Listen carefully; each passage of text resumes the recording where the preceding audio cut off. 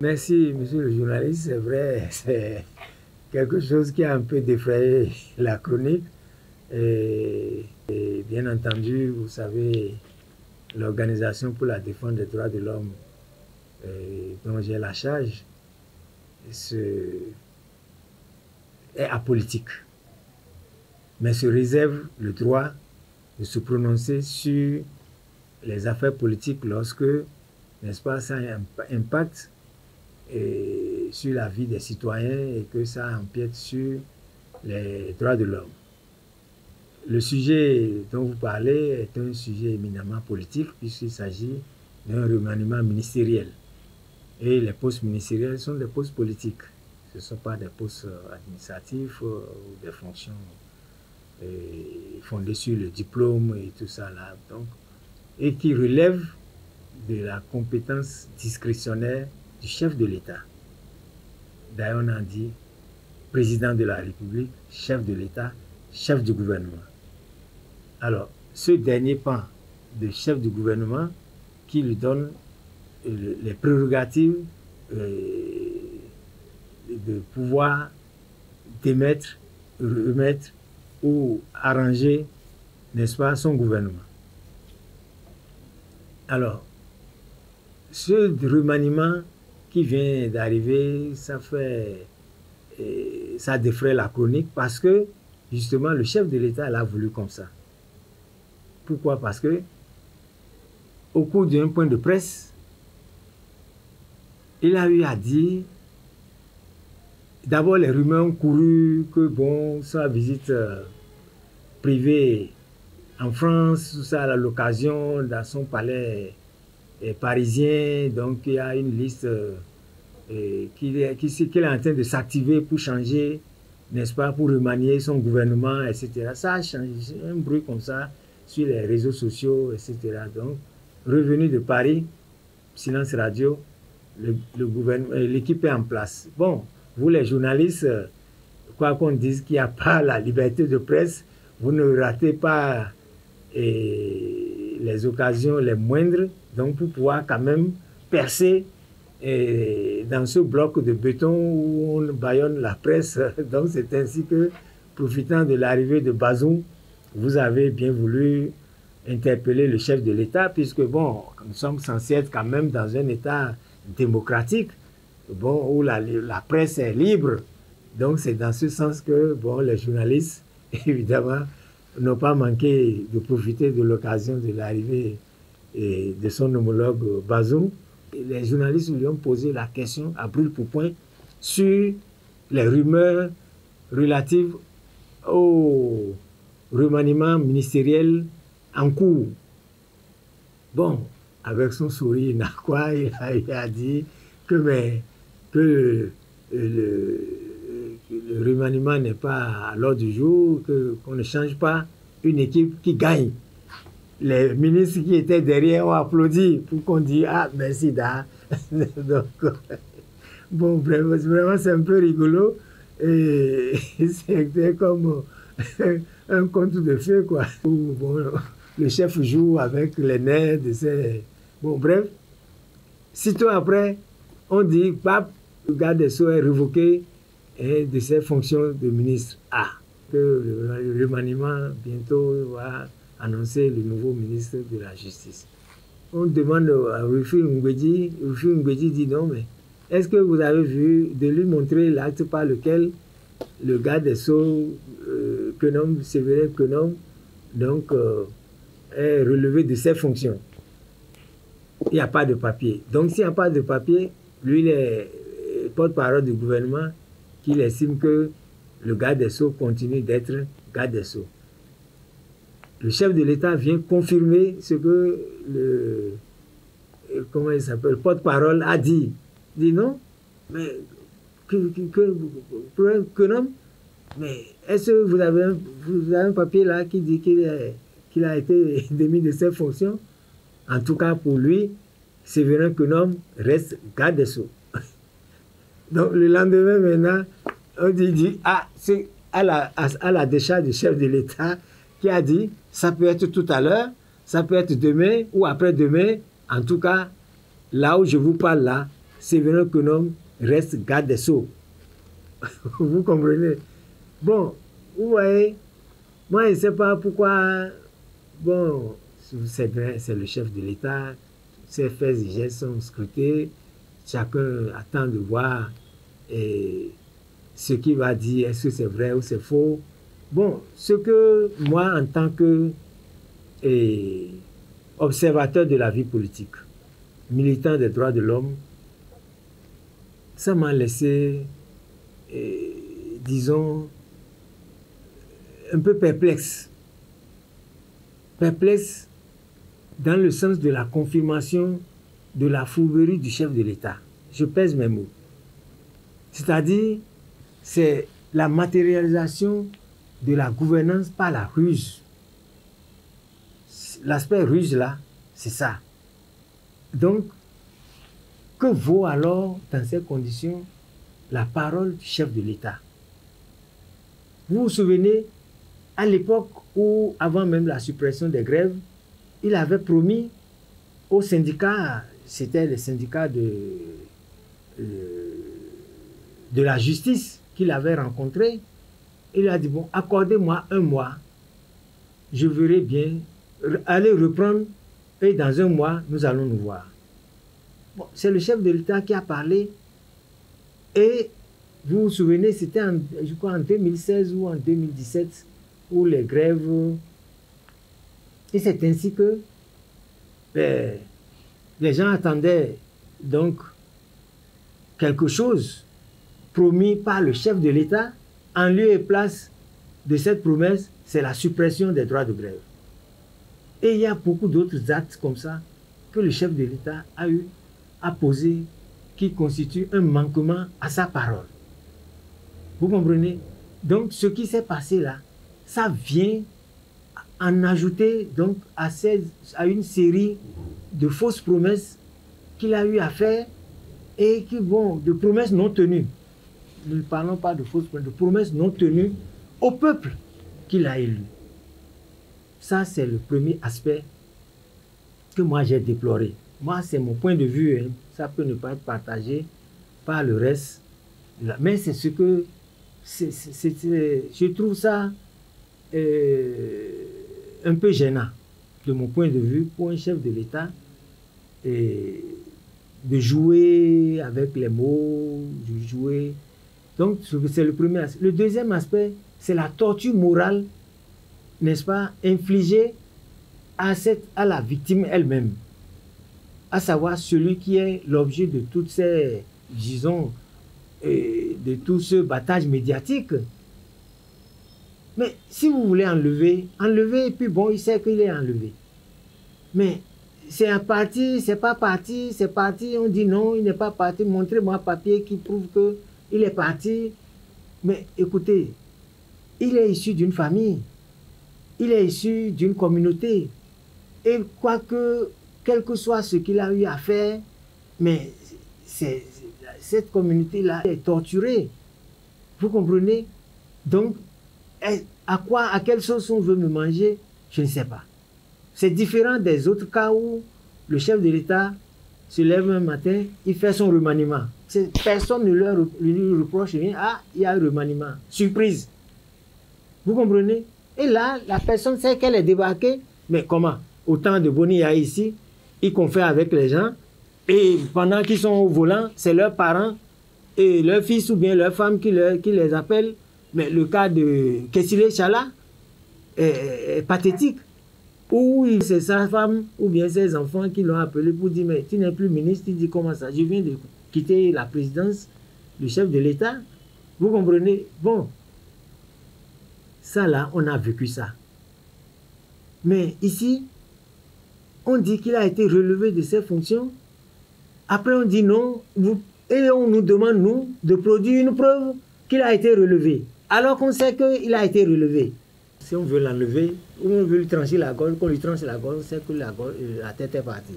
Mais on prend le couteau, on dit, est-ce que vous avez vu le couteau là? Non, c'est pas comme ça. Bon, ensuite, maintenant, la crédibilité même de la parole du chef de l'État. On ne s'amuse pas avec, quand le chef de l'État parle, comme on le dit en fond, je crois, hein, et dans l'âme est beau. quand il parle, c'est que c'est la lame qui a tranché. Parce que il s'agit du premier d'entre nous, du père de la nation. Alors donc, moi je pense qu'il faut que le chef de l'État nous évite ces genres de spectacles au sommet de l'État pour que bon, la République avance dans la sécurité.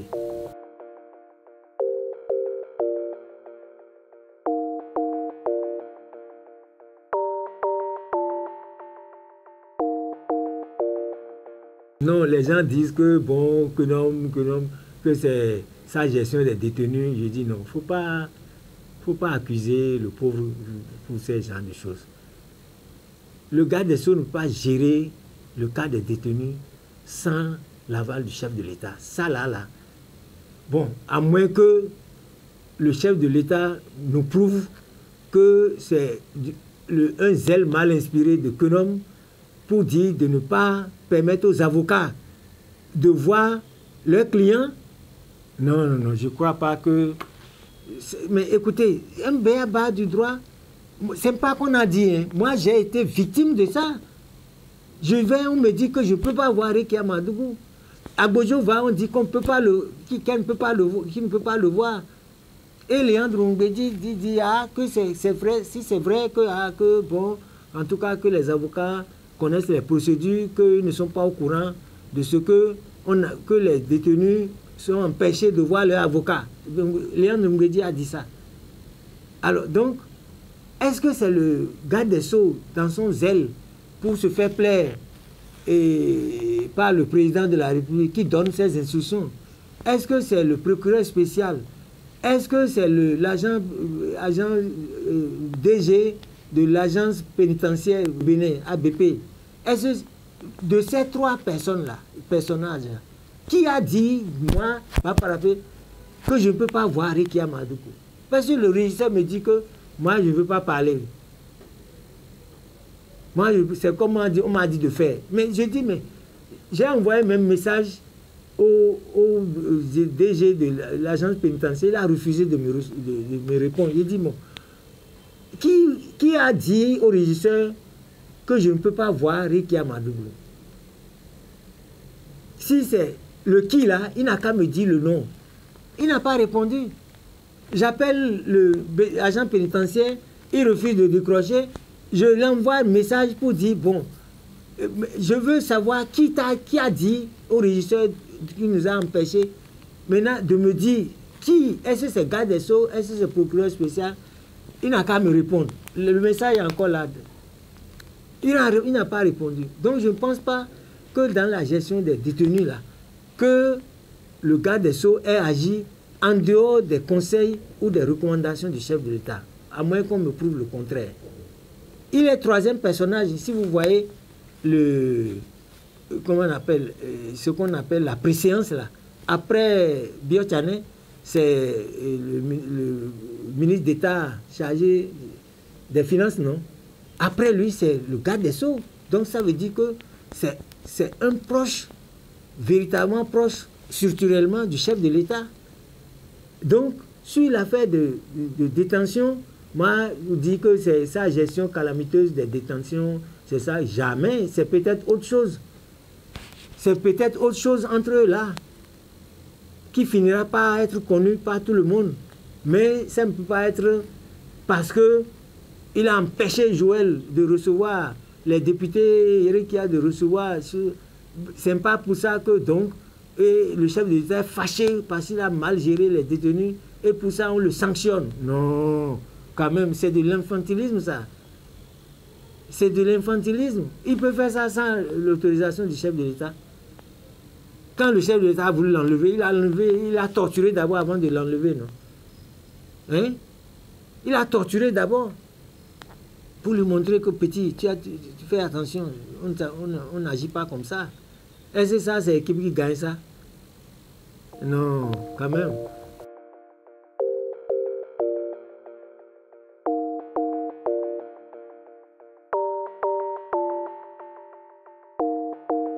Bon, et moi j'aime les hommes de principe. J'aime pas les gens qui le voient. Non. le bâtonnier et Yvon Detchenou. Donc je ne peux pas dire que je ne le connais pas. J'avais de la proximité déjà avec son père, qui est un grand militant. Un grand militant, je crois que j'ai eu la grâce d'avoir été l'un des rares qu'il ait appelé avant sa mort, le vieux Detchenou. Donc c'est un ami, un militant, un ancien militant UDD. Vous les jeunes, vous ne savez pas de quoi, de Ahmadegbe. Donc c'est un vieux militant. Vous comprenez? Donc qui m'a adopté, qui a eu de la sympathie pour moi, pour tout ce que, et au nom de mon parti, nous avons investi pour le pays. Vous comprenez? Il a gardé cette bonne relation avec moi pendant que on faisait le combat pour la restauration des droits du président Talon, brimé par son prédécesseur. Mais le vieux, je me rappelle, il m'a appelé pour qu'on puisse se voir et savoir comment organiser la résistance. Ça, c'est des confidences peut-être que je fais à la nation par rapport au père du nouveau garde des Sceaux, ancien bâtonnier de l'ordre des avocats. Du coup, naturellement, je peux dire que celui-là, c'est un frère à moi, puisque son père est un père à moi également. Vous comprenez? Donc sur le plan professionnel, le bâtonnier de chez nous, il a été bâtonnier. On sait comment il a tenu. Bon, j'ai dit que c'est quelqu'un qui ne regarde pas les amitiés. Hein. C'est un homme de principe. Et je dirais, il a la poigne dure. C'est un homme de principe. Il ne présente pas avec les principes. Et pour ça, il est prêt à heurter les amitiés. Je peux dire que peut-être il a un peu plus de hauteur par rapport au chef de l'État, puisque je ne sais pas son avocat personnel. Et je crois qu'il peut lui donner les conseils idoines pour décrisper la situation. Je sais que le bâtonnier est capable de dire au chef de l'État, Monsieur le Président, j'aurais souhaité, bien je suggérerais que vous fassiez de telle manière, pour décrisper la situation. Il est capable de le faire.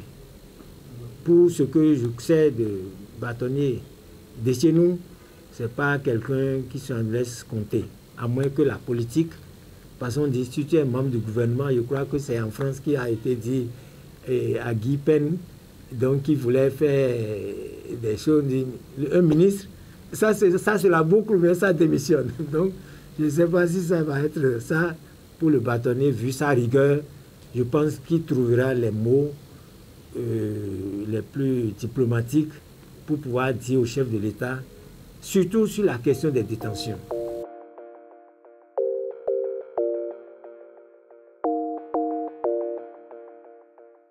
Sur le dossier des détenus, non. D'abord, c'est ça le dossier phare du ministère de la Justice. Le ministre de la Justice aujourd'hui, c'est le ministre de Rikia. Ministre de Joël. Quand on a beau dire, c'est comme ça. C'est le ministère de la Justice devenu ministère de Rikia, ministère de Joël.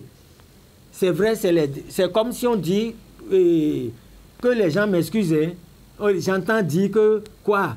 Pourquoi? Eux, ils ont quel statut? Ils n'ont qu'à faire, on n'a qu'à leur créer les conditions comme les autres détenus. Pourquoi? Jamais. Ceux qui le disent là, hein? Il faut attendre leur sort. La nature, c'est du cash. Quand Pawlety a dit de ne pas mettre des lits, et Théophile Pawlety, pour les jeunes qui ne savent pas, c'était l'ancien ministre de la Justice et de la Législation, garde des Sceaux, Théophile Pawlety. Paix à son âme. Il a dit de ne pas mettre lit. Comment? Qu'est-ce que le détenu a besoin? C'est comme Orula a dit que prison civile, c'est pas quoi? Hôtel 5 étoiles. Bon, on attend la suite aussi.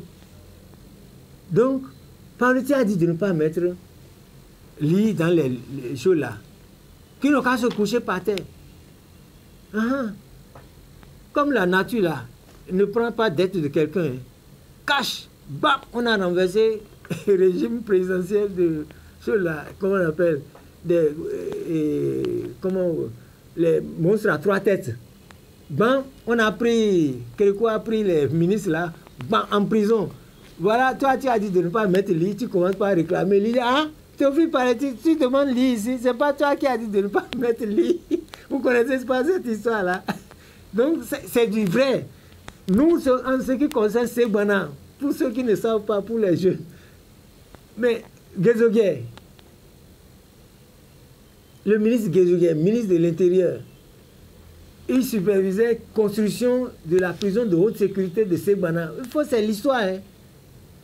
Et maintenant, il dit de ne pas mettre latrine.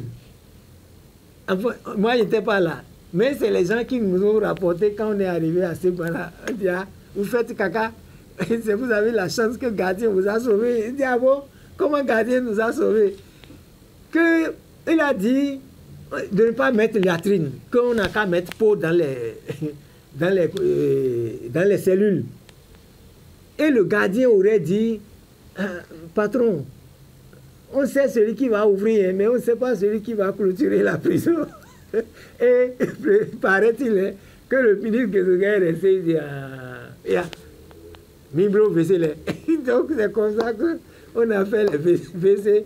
Sinon, c'était dans les cabines là qu'on allait faire caca quand on était en prison à Segbana. Donc c'est des faits réels. Vous comprenez? Lui, il a compris que peut-être un jour, mais écoute, ministre là, sa chute, c'est prison. Vous comprenez? Les 2 P, non? Présidence, prison. On peut passer de la présidence à la prison, Gbagbo de la présidence à la prison, Nelson Mandela de la prison à la présidence. Donc, nul n'est épargné. Vous comprenez? Président Maga, il a quitté la présidence pour aller en prison. À Vrankou, ils ont fait 10 ans. Donc, c'est pour vous dire quoi? C'est pour vous dire que le chantier du bâtonnier Yvon Detchenou, c'est libération des détenus politiques, retour des exilés. Il est devenu ministre de ça. C'est son premier chantier, ça. C'est sur ça que tout le peuple l'attend. Parce qu'on va dire, bon, le garde des Sceaux, il a failli dans ça, il a été répressif, et il a été sourd à tous les appels. Mais le pauvre, il peut quoi si le président de la République ne lui donne pas l'autorisation? Il est son avocat personnel, donc sa marge de manœuvre pour même lui parler, enfin je suppose, hein, est très limitée. Bon, celui-ci, je ne connais pas ses relations personnelles. Peut-être c'est les relations du vieux Detchenou. Parce que personne ne sait que moi j'avais des amitiés personnelles avec le vieux Detchenou et que l'autre là, c'est mon petit frère. Vous, pas transitivité. Bon, je vous ai dit que c'est petit frère dans la bouche seulement, mais il ne m'a jamais fait de cadeau et moi non plus. Je ne lui ai jamais fait de cadeau aussi. Donc, mais on a gardé en tant que confrère l'amitié confraternelle, la famille de la compagnie judiciaire. Mais je sais que c'est un homme de rigueur qui ne regarde pas les amitiés devant les principes. Cher ministre, cher bâtonnier, cher confrère, voilà, vous êtes devenu ministre de Rekia, ministre de Joël Aïbo, ministre de l'ODHP. Et puis le journaliste a dit que voilà, vous êtes notre ministre de tutelle, effectivement, puisque il faut rappeler, au temps de Boni Yahi, le président de la République, l'ancien président, c'est garde des Sceaux, ministre de la Justice et des droits de l'homme. C'est le président Talon qui est venu, qui a tout, sinon qui a des départements maintenant, département droits de l'homme, département chargé de relations avec des institutions, voilà, c'est un ministère, un super ministère qui ne dit pas son nom. Donc, mais aujourd'hui, c'est ministre des détenus politiques, ministre des exilés, c'est ça qu'il va gérer là. Merci beaucoup, je lui souhaite bon vent, et jusqu'à ce que, bon, peut-être que c'est en son temps que Dieu va lui faire la grâce de faire, comment on appelle ça, d'avoir la libération des détenus. On va dire, ah, c'est sous le bâtonnier, et c'est le bâtonnier de chez nous qui a libéré les détenus politiques. Voilà, je lui souhaite cette grâce-là. Au nom du carême que tout le peuple, toute la communauté musulmane est en train de faire, et au nom du carême que de la Pâque qui a consacré les 40 jours de carême que, n'est-ce pas, la communauté religieuse donc, a eu à faire. Donc je souhaite, par anticipation, bonne fête à la communauté musulmane pour le jeûne et que les prières puissent atteindre le cœur du président Talon pour que d'ici à là, il libère nos enfants, nos soeurs, nos frères.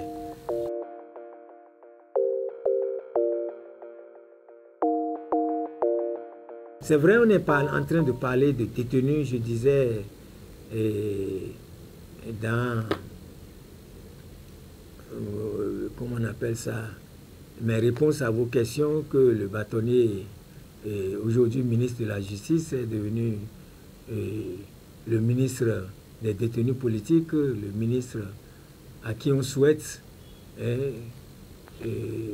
la grâce de pouvoir libérer en son temps, donc d'obtenir du président de la République la libération des détenus politiques.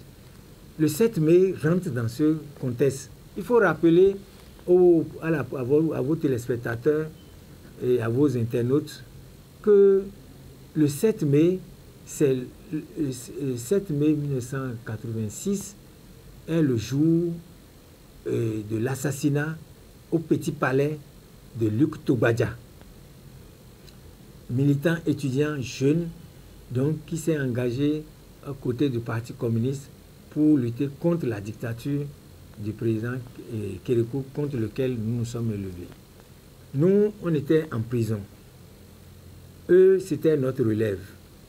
Il a été arrêté avec les tracts et conduit au Petit Palais. Il a été suspendu la tête la première et torturé, et s'il est mort sous cette position-là. Alors, le président Soglo, qui est arrivé en 1991, donc, a cru vraiment dans sa quête de rendre justice, donc a dit qu'il faut quand même, parce que c'est la jeunesse, et après l'amnistie, a dit donc de prendre la journée du 7 mai comme journée nationale de lutte contre la torture. Quand je parlais tout à l'heure de Rikia, de Joël, qui symbolise aujourd'hui, n'est-ce pas, la résistance contre l'oppression à partir des prisons, c'est comme ça qu'on a incarné, moi, mes tortures. Quand on parle de torture, l'homme torturé, c'est moi. C'est pas que les autres n'ont pas été torturés, mais ça a tellement défrayé la chronique, c'était tellement sauvage que quand on parle de torture, c'est bas parapé. C'est aujourd'hui, bon, le temps est en train de passer, je suis devenu avocat, tout ça, bon, les gens sont en train d'oublier cet aspect de ma vie. Les traces sont encore là, vivantes, sur mon corps. Donc, de sorte que nous sommes devenus des symboles donc, de ces choses-là. Quand c'est la jeunesse militante qui a été victime de torture, qui a offert sa vie donc, pour l'avènement de la démocratie, c'est Luc Togbadja. C'est pourquoi chaque 7 mai, donc, on célèbre tous ceux-là, dont nous qui sommes encore, avions la grâce d'être encore en vie. Donc c'est ça le 7 mai. Donc ce 7 mai, on allait dans les tombes de tous ceux qui ont été tués, torturés, et que ce soit au nord ou bien à Kodéa, ainsi de suite. Mais de plus en plus, les moyens n'existant pas, on fait des conférences, on fait des fois des marches. Et pour faire ces marches-là, c'est au ministère de la Justice que nous allons déposer nos doléances. Puisque pour la petite histoire, et à l'attention de vos téléspectateurs et du président Talon, mais nous n'avons pas été indemnisés. Nous n'avons pas été indemnisés. C'est vrai, le président Soglo avait demandé, il a mis sur pied une commission chargée d'enquêter sur les tortures, les crimes, etc., qui ont eu lieu au temps de Kérékou. Un livre blanc est sorti à cet effet, et maintenant les propositions d'indemnisation étaient faites. Mais nous, on a dit qu'on doit nous indemniser à hauteur d'au moins 50 000 francs par jour de détention. Et tous ceux qui sont restés en clandestinité et ou en exil, on doit pouvoir les indemniser. Mais vous savez, je ne sais pas comment ça s'est passé, on a dit que c'est 500 francs par jour de détention. C'est les gens eux-mêmes qui ont dit, mais quoi? Comment 500 francs? Si quelqu'un a fait un jour de détention, il va prendre 500 francs. C'est ainsi, donc pas pitié. Les gens ont dit de prendre 1000 francs. Mais écoutez, tout cela, tu as dit, moi j'ai fait 10 ans et 12 ans de ma vie en pérégrination, prison, clandestinité. Vous comprenez? Après ça, il a fallu faire l'exil pour aller chercher son diplôme, etc. et devenir... Mais et beaucoup d'autres d'entre nous comme ça sont... Et les Luc Togwadja, aucune rue ne porte leur nom. Rien. Les mamans y arrivent. On a tout dit. Rien.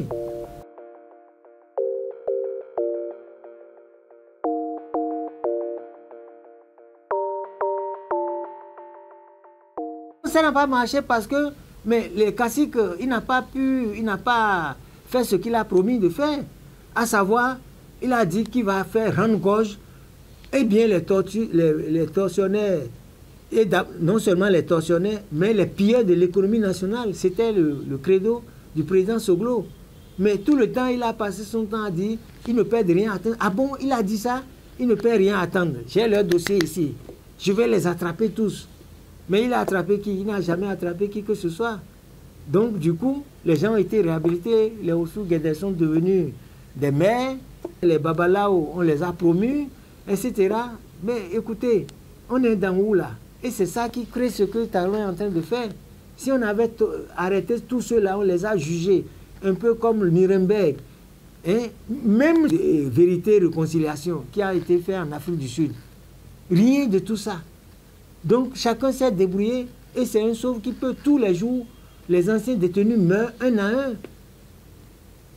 Quand le président Talon est arrivé, et le garde des Sceaux, l'ancien, comment il s'appelle, mon confrère Djogbenou, il a pris ce dossier à bras le corps, il dit ah, je crois qu'on lui a dit, ah, c'est un dossier sensible, il ne faut pas te mêler. Il nous a appelé pour dire, ah, il paraît qu'il y a une commission, tout ça. Vous savez au Bénin, pour tuer un dossier, il faut créer une commission. Il a dit que ça va faire double emploi, parce qu'il ne voulait pas créer une commission exceptionnelle, parce qu'il ne comprenait pas comment son confrère et ami est en difficulté comme ça, et on ne peut pas l'indemniser. On a dit, ah non, d'abord c'était BAI, que le dossier allait à BAI. Donc ils n'ont pas étudié le dossier. Après on lui a dit, ah, mon gars des Sceaux, ce dossier-là, c'est un dossier brûlant, faut laisser ça d'abord. Qu'il y a une commission qui se charge des anciens détenus politiques, tout ça. Bon, le pauvre, il nous a appelé pour dire voilà la situation. Donc jusqu'à présent, on a demandé audience au président Talon pour pouvoir nous recevoir aussi. On est de la République, non? Pour lui dire, mais voilà les histoires des détenus politiques. Il est président de la République, il doit pouvoir s'occuper de nous aussi. C'est nous qui avons amené la démocratie, on a payé pour ça. Et pourquoi maintenant la République nous met à l'écart? C'est une injustice. C'est pourquoi le 7 mai, donc, on va marcher pour aller à la présidence ou bien au niveau de garde des Sceaux. Donc, le nouveau garde des Sceaux n'a qu'à nous attendre. On n'a qu'à nous attendre. 7 mai, là, on viendra le voir. Si on ne voit pas, on ira voir le président Talon. On va marcher sur la présidence pour dire, nous, on veut... Il y en a marre. Voilà, il y en a marre. Donc, 7 mai, là, tout le monde n'a qu'à se rassembler à la bout du travail pour qu'on aille voir le président Talon pour dire, nous, on est fatigués. Voilà. On veut nos indemnisations, on veut la réhabilitation des victimes. Nous aussi, on veut être comme les autres. On fait partie de la République. Pourquoi on va nous traiter comme des sous-hommes, nous autres? Les militaires ont été indemnisés, les exilés politiques, les insous, tout ça, ils ont été grassement indemnisés. Le président Talon n'a qu'à prendre le dossier et voir des milliards. Et ils se sont passés. Et le monde, Idelpé à son âme, était ministre des Finances. Dès qu'il est arrivé, en même temps, il a pris tout la bourgeoisie là, qui faisait l'exil doré. Après, ils ont attaqué encore le Bénin le 16 mai. Et ils sont venus, ils se sont réindemnisés. Et nous, on nous a mis à l'écart. Pourquoi? Vraiment, le 7 mai, j'invite tout le peuple à nous soutenir. Il ne faut pas faire de l'émotion en voyant, ah, c'est pas par rapport à ça, oh, c'est l'ami de Kérékou, ah, mais dis donc, ah, ils ont souffert dans ce pays, ils ont souffert. Non, maintenant il faut venir nous aider là, à enlever la souffrance là. On nous a identifiés avec la souffrance. La République doit nous récompenser. La République doit nous réhabiliter. Et ceux qui doivent nous réhabiliter, c'est ceux qui sont les détenteurs du pouvoir, à commencer par le président Talon.